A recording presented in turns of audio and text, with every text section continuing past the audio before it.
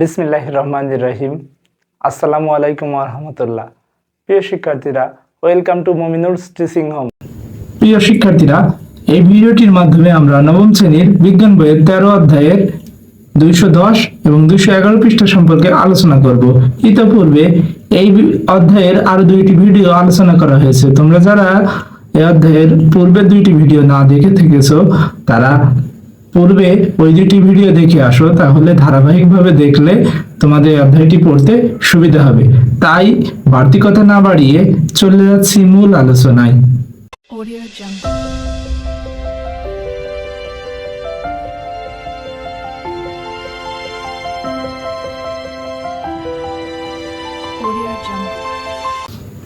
প্রথমে আমাদের বইতে 210 পৃষ্ঠা আছে। 210 পৃষ্ঠার প্রথম পাড়ায় বলা হচ্ছে, এটি গুরুত্বপূর্ণ ভূতাত্ত্বিক, অর্থাৎ ভূতাত্ত্বিক কথার অর্থ যেটা ভূ শব্দের অর্থ ভূমি, তাত্ত্বিক অর্থ গবেষণা। এটি গুরুত্বপূর্ণ ভূমি গবেষণা এবং জৈবিক শব্দের অর্থ যেখানে জীবন আছে এমন বিষয়ক রসায়নের যে জ্ঞান সেটাকে বলা হয় জৈবিক, অর্থাৎ বিজ্ঞান গবেষণা করে প্রাণ আছে এই কেন্দ্রিক। দেখো, প্রথমে ভূতাত্ত্বিক বলেছে, ভূমির মধ্যে কি প্রাণ আছে? ভূমির মধ্যে প্রাণ নেই। অর্থাৎ জড় এবং জীব এই ঘটনার ওপর ভিত্তি করে পৃথিবীর ইতিহাসকে প্রধান এককগুলোতে বিভক্ত করে। অর্থাৎ আমাদের এখানে জীব আর জড় দুইটার কথাই বর্ণনা এসে গেছে। স্কেলটি প্রাক ক্যাম্বিয়াম ইয়নের সঙ্গে শুরু হয়, যা পৃথিবীর গঠন থেকে জটিল জীবনের রূপের আবির্ভাব পর্যন্ত বিশাল সময়কে নির্দেশ করে। আমরা এই কথার মাঝে অনেক কিছু পাবো। দেখো, একটু প্রথম কথাটুকু আমরা যদি চিন্তা করি, এটাকে সর্বপ্রথম সময়ের কথা বলা হচ্ছে। সর্বপ্রথম সময়কে আমরা ইয়নের ভিতরে ভাগ করতে পারি। ইয়নের ভিতরে প্রথম ভাগ ফনোরোজাইক। এই ফনোরোজাইক সময়টি আমাদের সময়সীমার সর্বপ্রথম সময়, অর্থাৎ 0 থেকে বলেছিলাম 54.1 বছর, অর্থাৎ 0 থেকে 54.1 কোটি বছর। এ সময় সিনো মেসোপোলিয় এই সময়গুলো ভাগ হয়েছিল। প্রাণী ও উদ্ভিদের সৃষ্টি হয়েছিল এই যুগে, আমরা পূর্বের পাঠে পড়ে এসেছি। এরপরে বইতে বলা হয়েছে যে ঘটনাটি পৃথিবীর গঠন থেকে জটিল জীবনের রূপের আবির্ভাব পর্যন্ত বিশাল সময়কে নির্দেশ করে।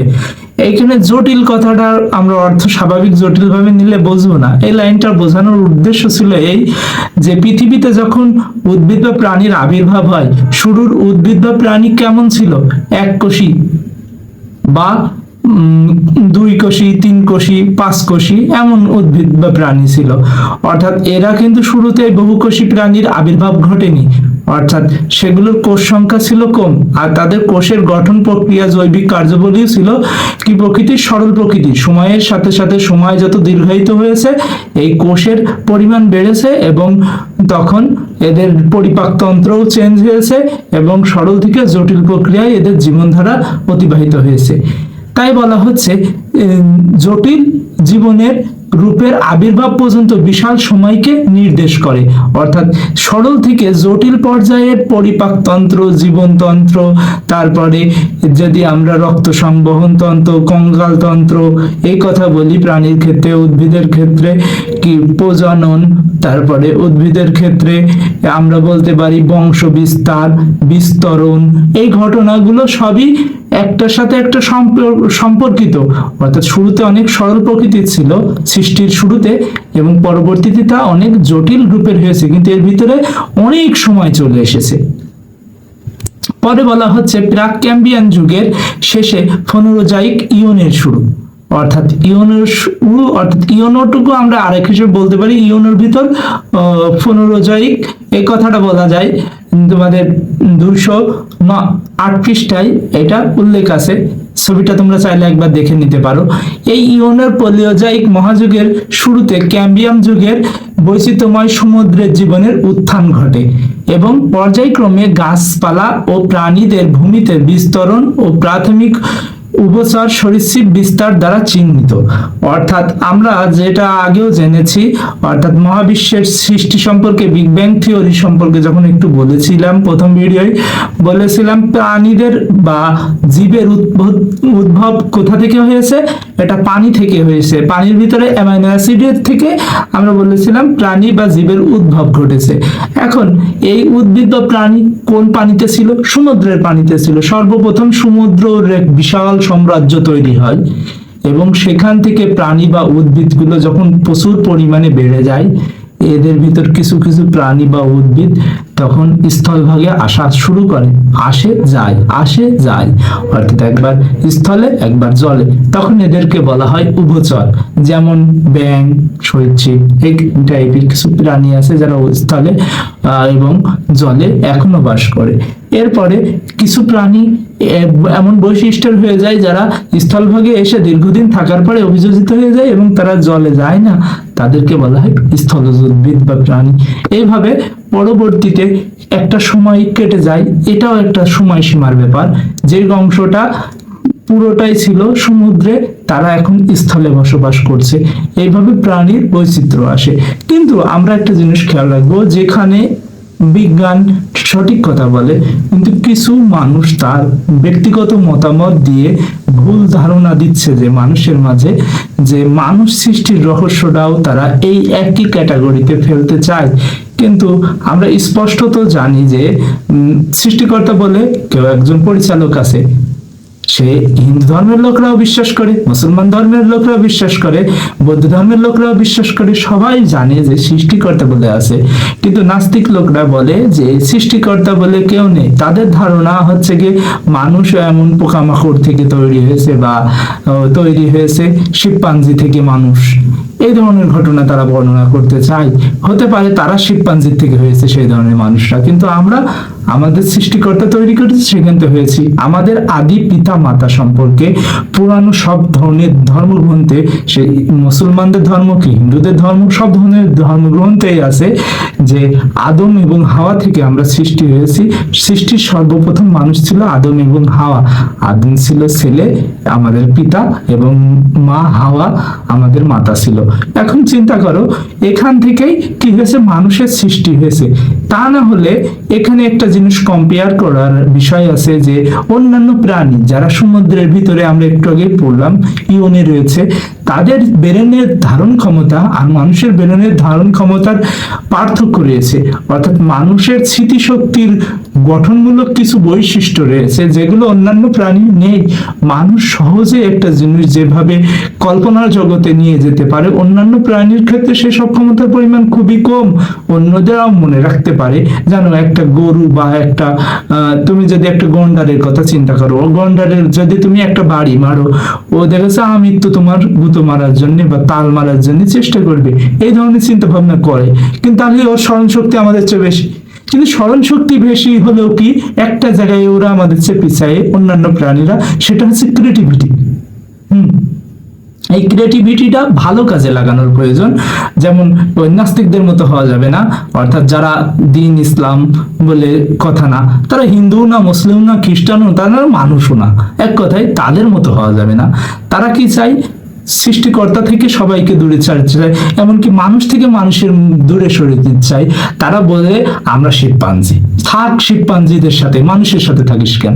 এখন চিন্তা করো, আমরা যে কথাটা বলছিলাম আবার পড়ায় চলে আসছি, যেহেতু প্রসঙ্গত এসেছিল, জানার বিষয় দরকার ছিল। মানুষ সৃষ্টি হয়েছে মানুষ থেকে, এবং মানুষের সর্বপ্রথম যে আদি পিতা বা আদি মাতা বলি, সেটা সৃষ্টি করেছে মহান আল্লাহ পাক। যেমন সমগ্র সৃষ্টি বা কায়নাত সৃষ্টি করেছে, এমনকি মহাবিশ্বের সবকিছু সৃষ্টি করেছে যে সৃষ্টিকর্তা, সেই সৃষ্টিকর্তাই মানুষ সৃষ্টি করেছে। আমরা আবার পড়ায় ফিরে আসি। পর্যায়ক্রমিক গাছপালা ও প্রাণীর ভূমিতে বিস্তরণ ও প্রাথমিক উভচর সরীসৃপের বিস্তার দ্বারা চিহ্নিত। মেসোজয়িক ইরাকে প্রায়ই ডাইনোসরের মহাযুগ হিসেবে উল্লেখ করা হয়। অর্থাৎ আমরা মেসোজয়িক যুগ সম্পর্কে যারা একটু পড়েছি বা জানি, তারা জানি আমাদের যে 208 পৃষ্ঠায় ছিল বর্ণনা, দেখতে পারো আরেকবার। 208 পৃষ্ঠায় গেলে মেসোজয়িকে ক্রিটেটাস, জুরাসিক ও ট্রাইসিক, এই তিনটে টাইম পিরিয়ড ভাগ করা হয়েছে। 144 থেকে 245 এই সময়কালটা একটা দীর্ঘায়িত সময় ছিল। সেই সময়ের মধ্যেই সকল মেসোজয়িক প্রাণীগুলো কি হয়, ওরা প্রত্যেকে উত্থান পতন ঘটে, অর্থাৎ ওদের সময়কালটাকে বলা হয়েছে 144 থেকে 245 পর্যন্ত। এই সময়টুকুর মধ্যে ওদের আবির্ভাব ঘটে। ঠিক একই হিসেবে এই সময় পর্যায়ক্রমিক প্রাণীদের ভূমিতে বিস্তরণ, এ সময় এই আকর্ষণীয় প্রাণীদের অধিপত্যের সঙ্গে পাখি ও সপুষ্পক উদ্ভিদের উন্মেষ ঘটে। একটা জিনিস আমরা খেয়াল রাখবো, এটা অনেক সময় আমাদের বিভিন্ন রকম ভর্তি পরীক্ষা, তারপরে প্রাইমারি পরীক্ষা, এই ধরনের পরীক্ষায় প্রশ্ন আসে যে পাখি জাতির সৃষ্টি হয় কোথায়। এটা আমাদের মেসোজোয়িক সময়সীমার মধ্যে থেকে আমাদের পাখিগুলোর উদ্ভব ঘটে, মানে সরীসৃপ প্রাণীও কিন্তু ওই একই সময়ে উদ্ভব ঘটে। এরপরে দেখি অবশেষে সেনোজোয়িক মহাযুগ যা প্রায় 6.5 কোটি বছর আগে শুরু হয়েছিল তা বর্তমান দিন পর্যন্ত অব্যাহত রয়েছে। অর্থাৎ আমাদের মেসোজোয়িকের পরেই আসে সেনোজোয়িক যুগ, যেটা থেকে এখন বর্তমান পর্যন্ত যত প্রাণীদের আমরা দেখি পৃথিবীতে বিলুপ্ত হয়নি সেগুলোই সেনোজোয়িক। এখন একটা প্রশ্ন থাকতে পারে অনেকের মনে, আরো কিছু বিভাগ তো আমাদের শুরুতে ছিল, যে সেই বিভাগগুলোর সম্পর্কে বইতে বেশি বর্ণনা দেওয়া হয়নি কেন? কারণ ওই বিভাগগুলোর বেশিরভাগ প্রাণী কি হয়েছে, বিলুপ্ত হয়ে গেছে। আর আমাদের যেসব প্রাণী বেঁচে আছে সেটা সেনোজোয়িক বা মধ্যযুগের পরের প্রাণীগুলো। এরপরে আমরা দেখতে পাই আধুনিক বিশ্বের গঠন দ্বারা মানুষের আবির্ভাব ও আধুনিক বিশ্বের গঠন দ্বারা মহাযুগ বা ইরাকে চিহ্নিত করা হয়। ইরা বা কল্প জগতের কথা বলা হচ্ছে। এখান থেকে কল্পর থেকে আমরা কল্পনা কথাটা বলতে পারি। কল্পনা মানে আমাদের সেই সময়কালটা বলা হচ্ছে যেটা আমাদের ইয়নের পরেই শুরু হয়েছে। একটা ছবি দিয়ে আছে তোমাদের 210 পৃষ্ঠায় দেখতে পারো 13.2। এই ছবিটায় একটা ঘড়ির মতো চিত্র আঁকানো হয়েছে 0 থেকে 12 পর্যন্ত, অর্থাৎ 12 ঘন্টা সময়কালকে 4.6 বিলিয়ন বছর দিয়ে বা কোটি বছর দিয়ে হিসেব করা হয়েছে। এবং এর ভিতরে একটা হেডিয়ান, একটা আর্টিয়ান, একটা প্রোটোজোয়িক, একটা ফেনোজোয়িক, এই অংশগুলো ভাগ করা হয়েছে। এবং এই সময়কালগুলো আমরা দেখতে পাই, যেখানে বোঝা যাচ্ছে প্রোটোজোয়িক অংশটা সবচেয়ে বেশি অংশ ছিল, তারপরে ছিল আর্টিয়ান, তারপরে এর অংশ ছিল ফেনোজোয়িক, তারপরে হেডিয়ান। এমন অংশগুলো ভাগ করা হয়েছে, কোথাও মানুষ, কোথাও অণুজীব, কোথাও ডাইনোসরের আবির্ভাব ছিল, ও কোথাও ছিল স্থলজ উদ্ভিদ, কোথাও প্রাণী। এই অংশগুলো বিভক্ত করা হয়েছে। চিত্রটি থেকে আমরা বুঝবো অন্তত এটুকু যে কোন সময়কালে কে হয়েছে, এটা একটু খেয়াল রাখবো। অণুজীব কোনটা, কোন সময়ে, মানুষ কোন সময়ে। মানুষ যেমন ফেনোজোয়িক, আবার যদি বলি ইয়ন পর্বের মধ্যেও, এটাও আমরা ভাগ করতে পারি। এই ধরনের প্রশ্নগুলো আমরা একটু মাথায় রাখার চেষ্টা করব। এর পরের অংশ আমরা 211 পৃষ্ঠার 13.2.2 অংশে যাচ্ছি, ভূতাত্ত্বিক সময়সীমা ও পরিবর্তন। ভূতাত্ত্বিক সময়সীমার গঠন ও পরিবর্তন। ভূতাত্ত্বিক সময়সীমা পৃথিবীর প্রাচীন ইতিহাস সুসংবদ্ধভাবে অধ্যয়ন করার একটি পদ্ধতি। আমরা যদি এই পৃথিবীর যে সময়সীমাগুলো নিয়ে আলোচনা করছি একটা ওলট পালট নিয়মে পড়তাম, বা দেখা যাচ্ছে কিছু অংশ পড়তাম, কিছু অংশ পেতাম না, পড়তেও আমাদের বিষয়টা কেমন বিভ্রান্তিকর লাগতো, মনে তো ভুল অংশ কিছু পড়ছি, এগুলো কেন পড়ছি? এই জন্য এটা সুসংবদ্ধ জ্ঞানের দ্বারা আমাদের এই ইতিহাসটা অধ্যয়ন করতে হয়। অর্থাৎ এটা আছে কি হিসেবে, যে ঘটনাটা আমরা পড়ার শুরুতেই আগের লেকচারে বলছিলাম, যে যেমন পর্যায় সারণী, যেমন পৃথিবীর মানচিত্রের মডেল, ঠিক একই হিসেবে সময়সীমার মডেলটাও এরকম একটা বিষয়, যেটা আমাদের সুসংবদ্ধ জ্ঞান দ্বারা আমাদের এটা হিসেব করা হয়। এবং এর ভিতরে যদি কোনো ভুল ত্রুটি হয়, এটা হওয়ার কোনো সুযোগ নেই, কারণ বিজ্ঞানী এবং বিভিন্ন নৃতাত্ত্বিকগণ, মানে যারা জমি বা ভূমি নিয়ে গবেষণা করে এবং এই বিষয় নিয়ে রিসার্চ করা টিমগুলো, এগুলো নিয়ে সব সময় গবেষণা করতে থাকে, এবং এর ভিতরে ভুল ত্রুটি থাকলে সেগুলো পরিমার্জিত করে, মানে বাদ দিয়ে দেয়, এবং সঠিক কিছু আবার নতুন তথ্য পালে অ্যাড করে দেয় বা যোগ করে দেয়। এরপরে বলছে, তবে এর গঠন প্রক্রিয়া শুরু হয়েছে 17 শতাব্দী থেকে। অর্থাৎ প্রথম পৃথিবী নিয়ে এমন গবেষণা বা সময়সীমা নিয়ে ভাগ করা চিন্তা ভাবনা করা শুরু হয়েছে 17 শতাব্দীতে। এই সময় ড্যানিশ বিজ্ঞানী নিকোলাস স্টেনো একটি প্রস্তাবনা উপস্থাপন করেন। নামটা আমরা মনে রাখবো, নিকোলাস স্টেনো। তার প্রস্তাবনা অনুসারে পাথরে যে সকল স্তর দেখা যায় তার সব চাইতে উপরের স্তরটি তুলনামূলকভাবে নতুন এবং ক্রমান্বয়ে যত নিচের দিকে যাওয়া যায় তত সেগুলোর বয়স বেশি থাকবে। তোমরা এই কথাটা যদি বুঝতে সমস্যা হয় আমাদের ভিডিও প্লেলিস্টে গিয়ে এই অধ্যায়ের পরের অধ্যায় 14 অধ্যায় সম্পর্কে যদি তোমরা পড়ে আসো বা দেখে আসো এই ভিডিওগুলো, তাইলে তোমাদের এই লাইনটা বুঝতে আরো ইজিলি হবে। আমি অল্প কিছু কথাই এটা বোঝানোর চেষ্টা করছি যে মনে করো একটা প্রস্তর খণ্ড তোমার সামনে দেয়া হলো। এই প্রস্তর খণ্ডর অংশটা উপরে অনেকগুলো লেয়ার সময়ের সাথে সাথে বাড়তে থাকে এবং এই প্রস্তর খণ্ডটা বাড়ে উপরের দিক, তেমন না ভিতরতে বাড়ে, উপর থেকে বাড়ে এবং উপরের অংশ ভাঁজ হয়, অনেক কারণে ভেঙে যায়, প্রাকৃতিক দুর্যোগের কারণে ফাটল ধরে। এই উপরের অংশটা পড়তে থাকে, নষ্ট হতে থাকে, কিন্তু ভিতরের অংশটা সবচেয়ে পুরাতন অংশ বা সৃষ্টির শুরুতেই রয়েছে। এমন ধরনের অংশ আকারে পৃথিবীর ভূমিতে অবস্থান করে, কখনো সাগরের তলায়, কখনো মাটির ভিতর, কখনো পৃথিবীর ভূ অভ্যন্তরে। এরপরে বলা হচ্ছে পাললিক শিলার ক্ষেত্রে বিভিন্ন সময় অবক্ষেপ জমা হয়ে এ সকল স্তর তৈরি হয়। পাললিক শিলাটা আমাদের পরিবর্তিত শিলা, যেটাকে আমরা বর্ণনা এর পূর্বে জেনেছি। এই প্রস্তাবনাটি উপরিপাতন সূত্র ল অফ সুপারপজিশন নামে পরিচিত। এটা একটা নাম, এই নামে পরিচিত। ল অফ সুপারপজিশন দিয়ে সার্চ দিলে আমরা এটা সম্পর্কে অনেক ডিটেলস ইন্টারনেটে পেতে পারি, তাই এখানে নামটা দেওয়া হয়েছে। লক্ষ্য করলে দেখা যাবে ভূতাত্ত্বিক সময়সীমার বিভিন্ন এককগুলো উপরিপাত নীতি অনুসরণ করে সাজানো রয়েছে।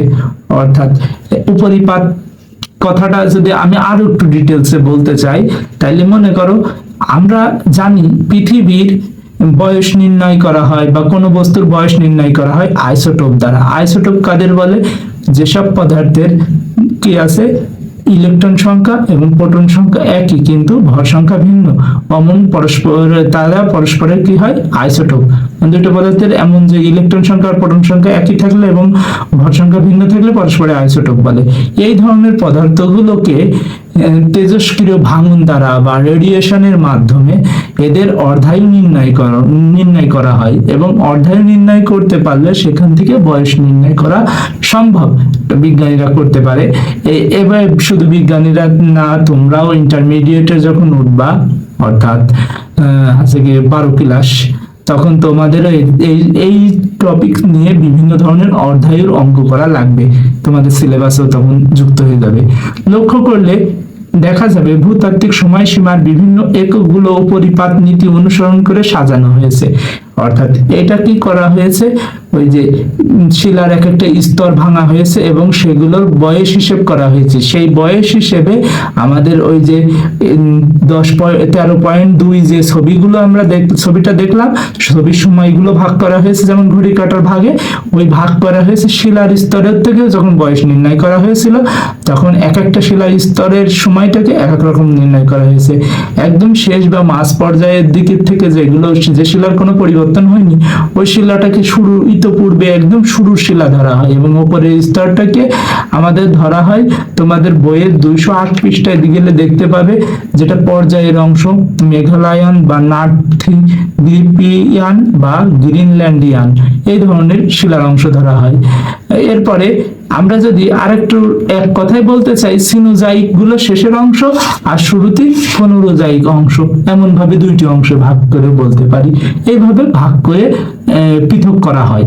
আর এই পৃথক সময়সীমা গুলো ব্যবহার করে বিভিন্ন সময়ে সংঘটিত ঘটনাগুলো শনাক্ত করা যায়। অর্থাৎ এই সময় বা এই বয়স দিয়ে এখন পরবর্তীতে অন্যান্য রিসার্চের উপর ভিত্তি করে দেখা যায় কোন প্রাণীটা কোন সময়ে পৃথিবীতে অস্তিত্ব টিকে ছিল, তারা এখনো আছে কি নেই, তাদের সম্পর্কে বৈশিষ্ট্য বর্ণনা করা যায় এবং এই সময়সীমার অন্তর্ভুক্ত হিসেবে তাদের নথিবদ্ধ করা যায়। এর পরবর্তীতে আমরা পাচ্ছি অসংখ্য বিজ্ঞানী এবং ভূতাত্ত্বিক তত্ত্ববিদ পরবর্তীকালে ভূতাত্ত্বিক সময়সীমার উন্নয়ন ও পরিমার্জন করেন। এই কথাটা আমাদের একটু ভালোভাবে বুঝতে হবে। অসংখ্য বিজ্ঞানী, অনেক বিজ্ঞানীগণ এবং ভূতত্ত্ববিদগণ, ভূতত্ত্ববিদ মানে যারা মাটি বা জমিনে গবেষণা করে, পরবর্তীকালে মানে ওই গবেষণার পরবর্তী সময়ে, এক কথায় ল অফ সুপারপজিশনের পরবর্তী সময়ে ভূতাত্ত্বিক সময়সীমার উন্নয়ন করেন। উন্নয়ন মানে যা ছিল তার চেয়ে ভালো অবস্থানে নিয়ে যান ও পরিমার্জন করেন এবং ভুল সিদ্ধান্তগুলো সেখান থেকে বাদ দিয়ে দেন। যেমন 18-19 শতকে ইংলিশ ভূতাত্ত্বিকবিদ উইলিয়াম স্মিথ ও স্কটিশ এই নামে দুইজন ভূতত্ত্ববিদ যারা মাটি নিয়ে গবেষণা করে, চার্লস লয়েলসের আরো অনেক পৃথিবী ইতিহাস উন্মোচনের ক্ষেত্রে ফসিল বা জীবাশ্মের গুরুত্বের কথা উল্লেখ করেন। অর্থাৎ এটা আমাদের 18 বা 19 শতকের আগে ফসিল সম্পর্কে কোনো আইডিয়া ছিল না। অর্থাৎ 17 সালের দিকে, যে 1700 সালের পূর্বে যখন আমাদের মাটি বা পৃথিবী নিয়ে গবেষণা করা শুরু হয়, তখন কিন্তু ফসিল নিয়ে কারো কোনো আইডিয়া ছিল না। খালি ফসিলের আইডিয়া হয় কত সালে? আমাদের 1800 বা 19 শতকের দিকে।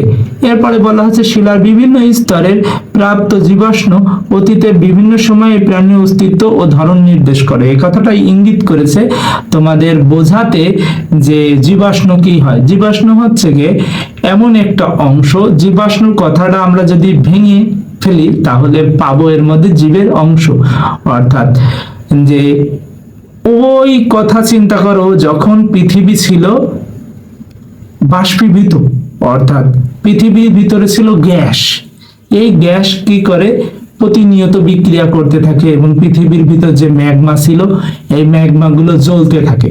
একটা জিনিস যখন জ্বলে তার উপরে কি হয়? ধোঁয়া সৃষ্টি হয় এবং এই ধোঁয়াটা কি করে? পরবর্তীতে এক জায়গায় এসে ঘনীভূত হয়ে কঠিনীভবন এবং ঘনীভবনের মাধ্যমে মেঘ সৃষ্টি করেছে। এই মেঘগুলো যখন উপর থেকে বৃষ্টি প্রদান করেছে, তখন আমাদের এই পৃথিবী কি হয়েছে? ম্যাগমাগুলো ঠান্ডা হতে শুরু করেছে। একদিনই হয়নি, হাজার হাজার শত বছর বৃষ্টি হয়েছে, কোটি বছর বৃষ্টি হয়েছে।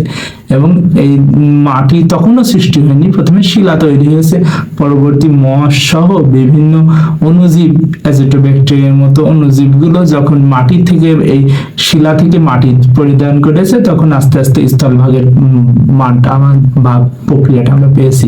এবং দেখো, ওই যখন বৃষ্টিপাতগুলো হয়েছে, এই বৃষ্টিগুলো আমাদের বায়ুমণ্ডলের জন্য পৃথিবীর বাইরে যায়নি, ওই বৃষ্টিপাতগুলোই আমাদের সাগর মহাসাগরের পানি হয়ে দাঁড়িয়েছে। এবং দেখো, বিভিন্ন রকম সক্রিয় ধাতু আছে, যারা সোডিয়াম, পটাশিয়াম, এইগুলো পরবর্তীতে সাগরের লবণ তৈরি করতে সাহায্য করেছে। আর এবং বাকি অংশ, এই পানিগুলো আমাদের পৃথিবীর চারপাশে মহাসাগর আকারে আছে। আর পৃথিবীর যে প্রস্তরখণ্ড বা আগ্নেয়গিরি অগ্নুৎপাতের মাধ্যমে আমাদের পৃথিবীর এটা সব জায়গায় সমান না, কোথাও সমতল, উঁচু নিচু ভবনাকারে সমুদ্র এবং স্থলভাগকে আলাদা করে দিয়েছে। এগুলো সবই ঘটেছে সেই পূর্বে। এর জন্য আমাদের পৃথিবী সৃষ্টির ইতিহাস সম্পর্কে আরো ক্লিয়ার ধারণা রাখা উচিত, তাহলে এগুলো আমাদের বুঝতে সুবিধা হবে। কিন্তু এখানে বলা হচ্ছে সেই সময়, অর্থাৎ যখন বৃষ্টিপাত হয় এবং শিলাগুলো জমতে থাকে, সেই সময়ও কিছু খনিজ সম্পদ কি হয়েছে? মাটি না, ওই যে শিলার তলায় জমা হয়েছে। এরপরে কিছু সম্পদ এসেছে পরবর্তী সময়ে, যেমন ডাইনোসরের যুগে ঝড় বৃষ্টি, ঘূর্ণিঝড়, সিডর, এসবের কারণে মাটি চাপা পড়েছে, ভূমিধসের কারণে মাটি চাপা পড়েছে, এগুলো মাটির তলায় চলে গেছে। আমরা জানি সাগর নদীর কি হয়? দিক পরিবর্তিত হয়। অর্থাৎ সাগর নদী একদিকে যে চলবে এমন না, সময়ের সাথে সাথে দিক পরিবর্তিত হয়। এইভাবে বিভিন্ন এক দিক থেকে আরেক দিকে চলে গেছে, নদীর দিক পরিবর্তন হয়েছে এবং আমাদের ভূমিরূপের পরিবর্তন এসেছে।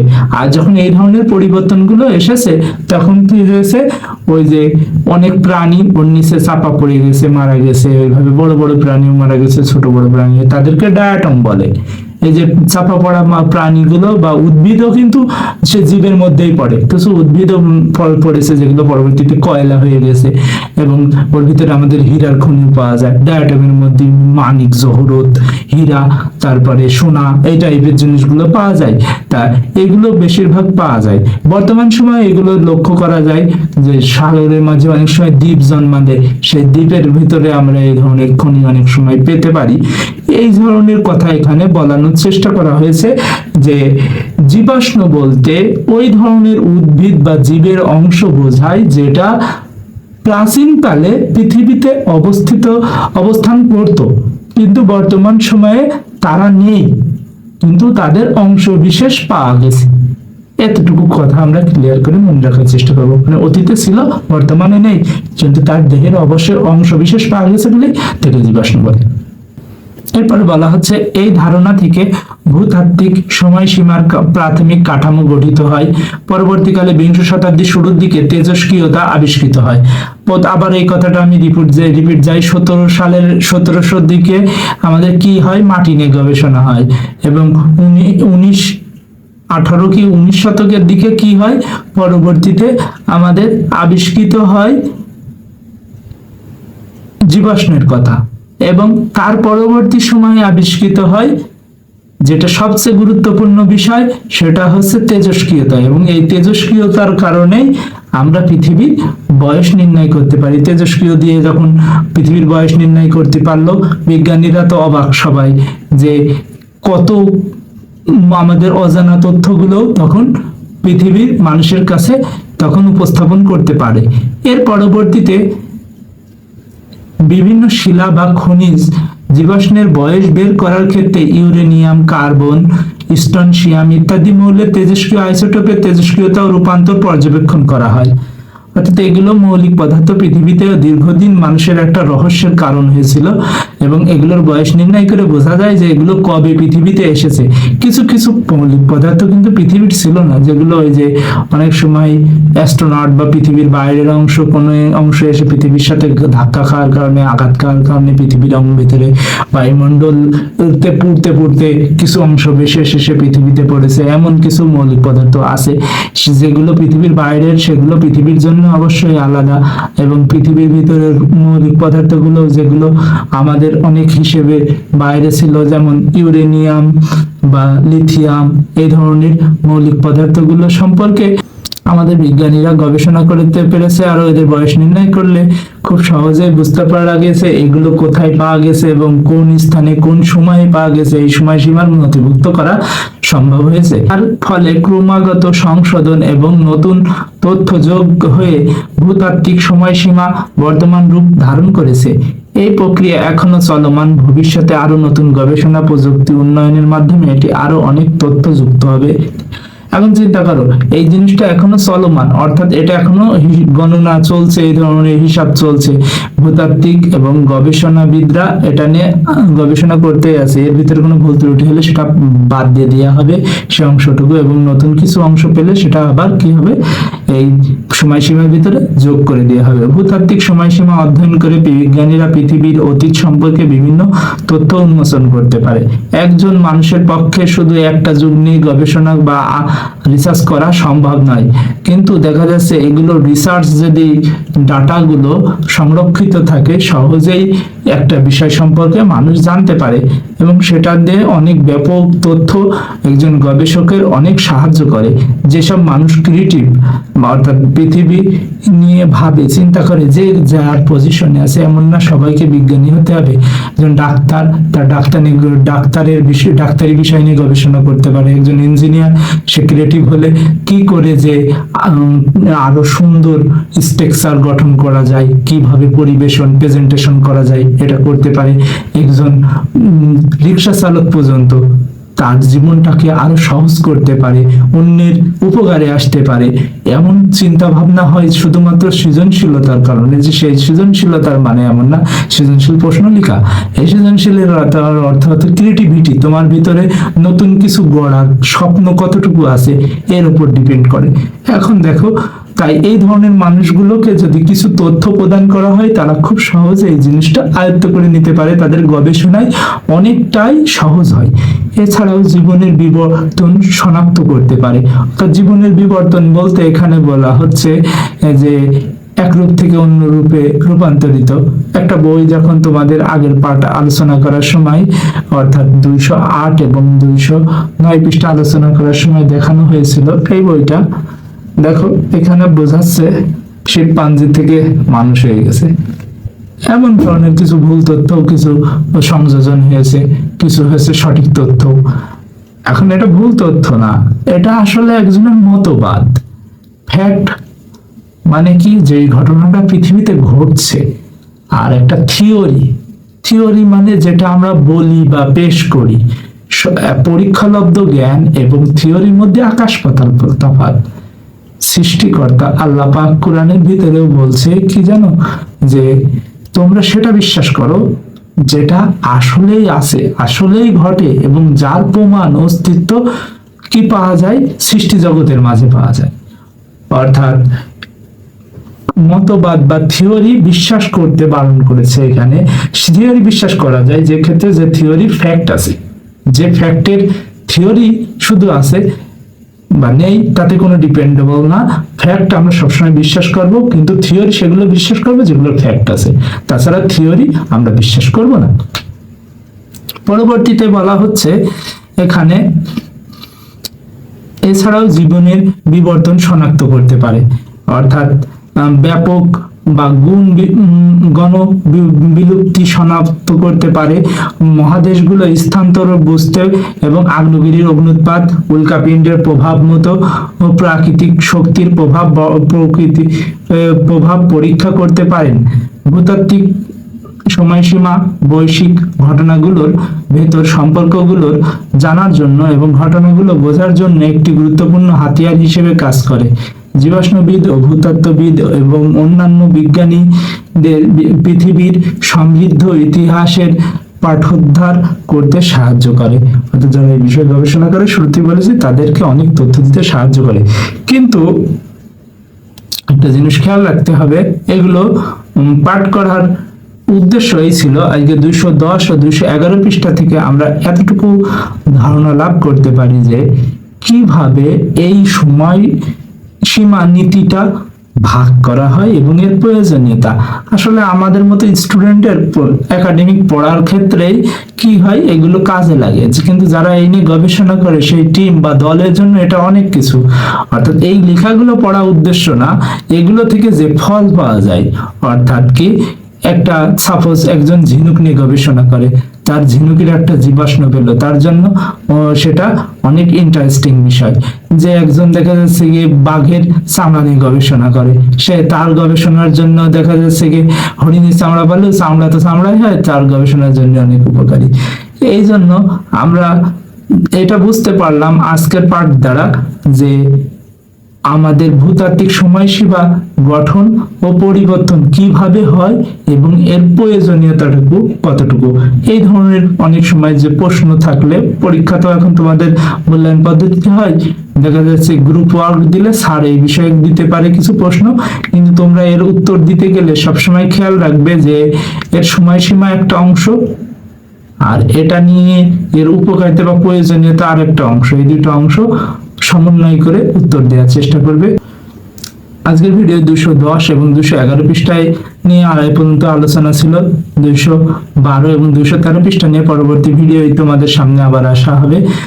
সে পর্যন্ত সবাই ভালো থেকো, সুস্থ থেকো এবং মন দিয়ে পড়াশোনা করো। আসসালামু আলাইকুম ওয়া রাহমাতুল্লাহি ওয়া বারাকাতুহু।